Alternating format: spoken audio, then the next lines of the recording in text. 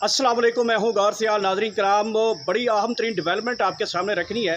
इस वक्त तो हुकूमत के साथ लड़ाई पे उतर आई है। ख़ुसूसी तौर पे इस वक्त जो हुकूमती इत्तेहादी जमातें हैं और मुस्लिम लीग नून आपस में इस वक्त गुत्थम गुत्था हो चुकी है।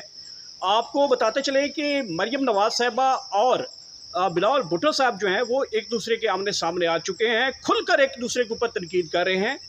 मुस्लिम लीग नून ने पाकिस्तान पीपल्स पार्टी को बज़ाहिरन तो ये कहा है कि जिस तनख्वाह के आपके ऊपर हमें रखा गया है आप इसी तनख्वाह पे काम करेंगे, और बिलावल साहब जो है वो बड़ी धमकियाँ लगा रहे हैं कि आज शाम या अगले 24 घंटे में ये पता नहीं एक नया सूरज तलू होगा तो शायद हम हुकूमती बेंचों से अलग हो जाएंगे।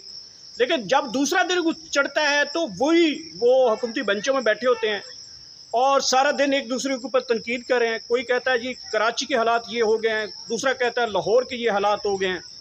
तो अब जब वो नई एडमिनिस्ट्रेशन की बातें चल पड़ी हैं, नए सूबों के हवाले से डेवलपमेंट होना शुरू हुई हैं, तो उसके ऊपर दोनों पार्टीज़ के जो लोग हैं वो इस वक्त मुखालिफ दिखाई दे रहे हैं। पाकिस्तान मुस्लिम लीग नून भी ये चाहती है कि उनका जो इक़्तिदार है, जो पंजाब के ऊपर उनकी जो इक़्तिदार है उसको शायद ख़तरा पड़ जाएगा। उनका ये सोच होगी कि शायद जब पंजाब के जब नए सूबे बनेंगे, नई अमेंडमेंट्स होंगी, नए सूबाई यूनिट्स बनेंगे, तो उससे उनकी जो इक़्तिदार की जो एक तूलो आर्ज़ के ऊपर उनका एक हुक्मरानी का डंका है, शायद वो कमज़ोर पड़ जाएगा। तो इस वक्त तो मुस्लिम लीग नून किसी सूरत में भी पंजाब को हिस्सों में तकसीम के हवाले से हामी नहीं ले रही। उसी तरीके से जनाब सेम पीपल्स पार्टी भी चाहती है कि अगर कोई सिंध को सूबों में तकसीम कर दे, कराची को सूबे का नाम दे दे, अंदरूनी सिंध को कोई सूबा कह दे, या फिर जनूबी जो शुमाली सिंध को जो कोई सूबे का नाम दे दे, या डिवीज़नों को मज़ीद बढ़ा दिया जाए, तो पाकिस्तान पीपल्स पार्टी इसको भी किसी सूरत में जो है वो नहीं नाम ले रही और बल्कि इसको डिनाइल करती हुई दिखाई दे रही है कि नए यूनिट्स नहीं होने चाहिए। हमें कायदे आज़म ने ये 4 सूबे दिए थे, ये चारों सूबों की आवाज़ एक ही है, वो पाकिस्तान की जो है वो इकाइयाँ हैं। लेकिन जो सिस्टम के अंदर बैठे लोग हैं वो ये कहते हैं कि जब नए सूबे बनेंगे, नई डेवलपमेंट्स होगी, नए इंतज़ामी यूनिट्स बनेंगे, नए सूबों की जो एक उनकी बुनियाद रखी जाएगी, तो उससे ना सिर्फ आवाम तक डिलीवरेंस बेहतरीन अंदाज में पहुंचेगी, बल्कि लोगों के जो मसाइल हैं वो बहुत जल्दी हल होंगे। नए सूबे होंगे, एडमिनिस्ट्रेशन का जो है एक स्ट्रक्चर सामने आ जाएगा और ये सारी सूरत हाल के ऊपर जो है वो डेवलपमेंट्स होगी। अब ये जो बड़े ताकतवर लोग हैं वो ये समझते हैं कि ये जो पुराना पाकिस्तान है इसको नए ढांचे में तब्दील किया जाए। लेकिन जो दोनों सियासी जमातें हैं, मैंने पाकिस्तान पीपल्स पार्टी और मुस्लिम लीग नून के हवाले से कहा है, वो कतई तौर पे भी नए सूबों के हवाले से जो है वो तैयार नहीं है। इस हवाले से मुझे कहीं ना कहीं शक पड़ता है जब नए सूबों के हवाले से या नई हुकूमती तब्दीलियों के हवाले से जो एक हवा चली थी, तो मौलाना फजल रहमान साहब लॉन्च हो जाते हैं। मौलाना साहब का एक अलग स्टेटमेंट है, वो भी आपके सामने रखेंगे। मौलाना साहब के पीछे है क्या वो भी आप सब जानते हैं। मौलाना साहब अचानक कैसे पर तोल रहे थे, फिर अचानक मार्केट में आ जाना। फिर एक और 2 बड़ी तब्दीलियाँ हमने देखी हैं पिछले 24 से 48 घंटों में कि जो हुकूमती रहनुमा है वो आपस में लड़ाई, उनकी झगड़े शुरू हो चुके हैं। ये लड़ाई झगड़े असल वजह क्या है? क्या जो मोहसिन नकवी साहब नए इंतज़ामी ढांचे की बात कर रहे हैं, नए सूबों की बात कर रहे हैं, नए यूनिट्स की बात कर रहे हैं, तो जवाब में पाकिस्तान मुस्लिम लीग नून उनके ऊपर सख्त तनकीद का निशाना बनाती है, बल्कि मोहसिन नकवी को जरदारी का बेटा कह देते हैं और कहते हैं कि ये जो हमें पाकिस्तान ने जो मिला था वो 4 सूबों में मिला था। तो मोहसिन नकवी को ढके छुपे अल्फाज में नहीं बल्कि सीधी जो है वो गोलाबारी जो है वो चल रही है। और फिर दूसरी तरफ देखें, ख्वाजा आसिफ साहब ने अलीम ख़ान को जो है वो कहा है कि अगर आपको हुकूमत अच्छी नहीं लगती तो इस्तीफ़ा देकर घर चले जाएं। फिर इसी तरीके से फैसल वाडा और अजमा बुखारी की जंग शुरू हुई है। मौलाना साहब की और मुक़्तदरा के दरमियान जंग शुरू हो चुकी है। ये बज़ाहिरन बिलावल भुट्टो की और मरियम नवाज़ की जंग शुरू हुई है।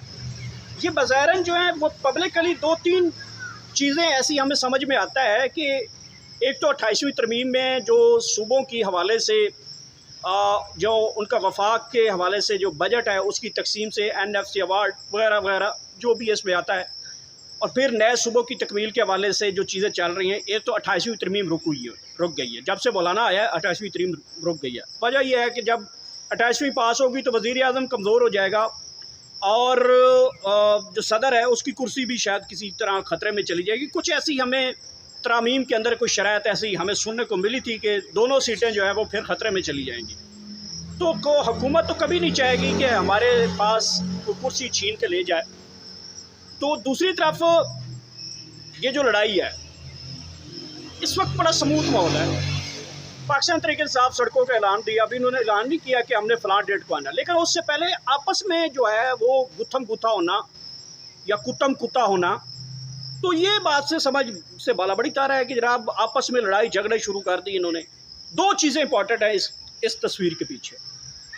पहली बात तो समझ आती है कि कश्मीर की जो सूरत हाल है वो बड़ी गंभीर है, हालात तो ख़तरे से खाली नहीं हैं, बहुत संगीन किस्म के हालात हैं।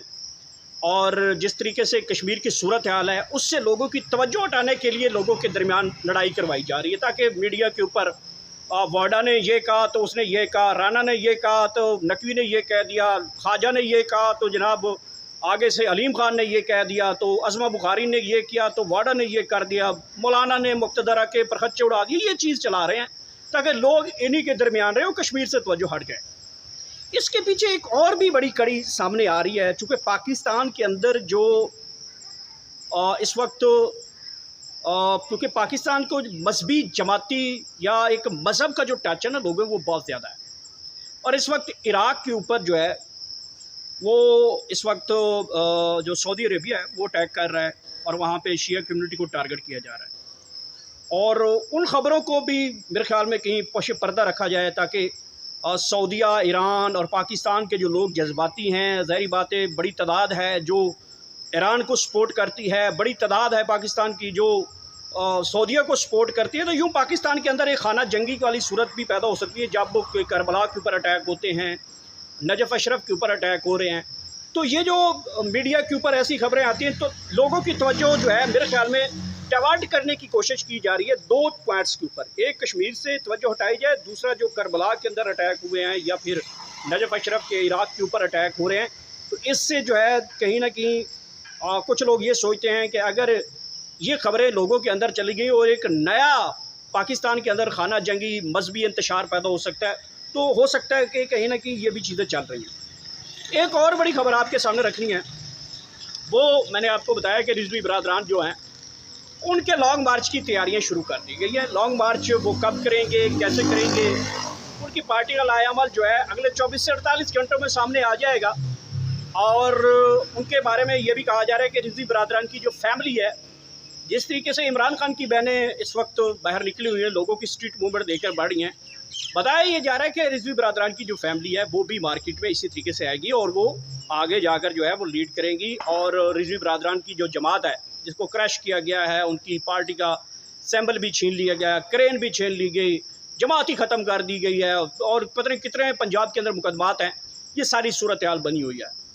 अब ये जो लड़ाई है ये मज़ीद शिद्दत इख्तियार करेगी। अगला कोई जवाब शाम टाइम या अगले 12-14 घंटों के अंदर मेरे ख्याल में कोई ऐसा जवाब आएगा तो हुकूमत जो है उससे बड़ा जवाब देगी आगे। तो ये जो गोलाबारी है ये तेज़ होने वाली है।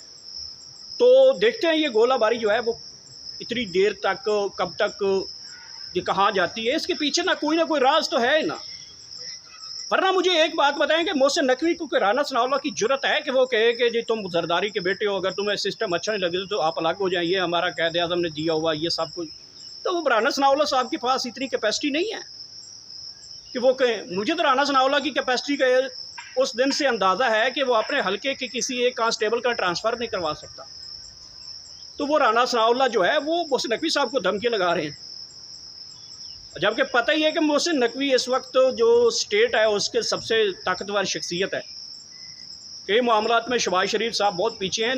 नकवी साहब को रिपोर्ट्स करते हैं मामलात के हवाले से कि परमिशंस जो हैं वो आलमोस्ट जो है वो नकवी साहब देते हैं।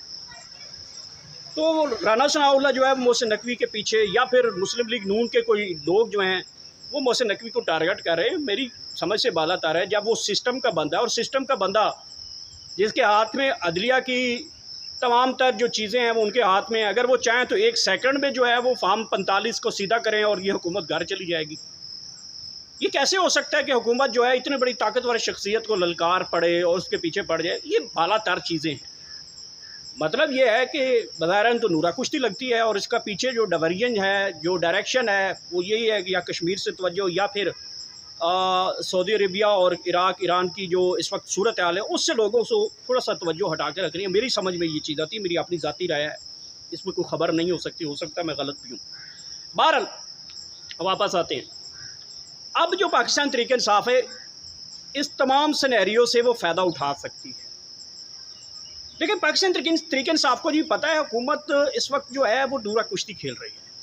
पीपल्स पार्टी कहती है तुम चोर, वो कहता है तुम चोर, वो कहता है तुम्हारा मीरपुर ख़ास, तुम्हारा मीरपुर ये, तुम्हारा लाहौर ये, वो कहता है तुम्हारा कराची ये, तुम फार्म 47 की पैदावार, वो कहते हैं तुम भी फार्म 47 की पैदावार।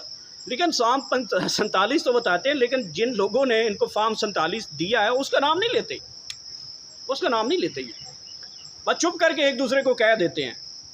ये इसी तरीके से है कि जैसे हमने गिलगित में देखा एक दूसरे के ऊपर बड़े करप्शन के इल्ज़ाम, तो तुम्हारी जहाज़ की फाइलें, वो कहते हैं तुम्हारे जनाब नैब के केसेस, तुम मिस्टर 10% की बेटे हो, तुम फलाना, तू चोर, ये लगे रहे थे गिलगित में।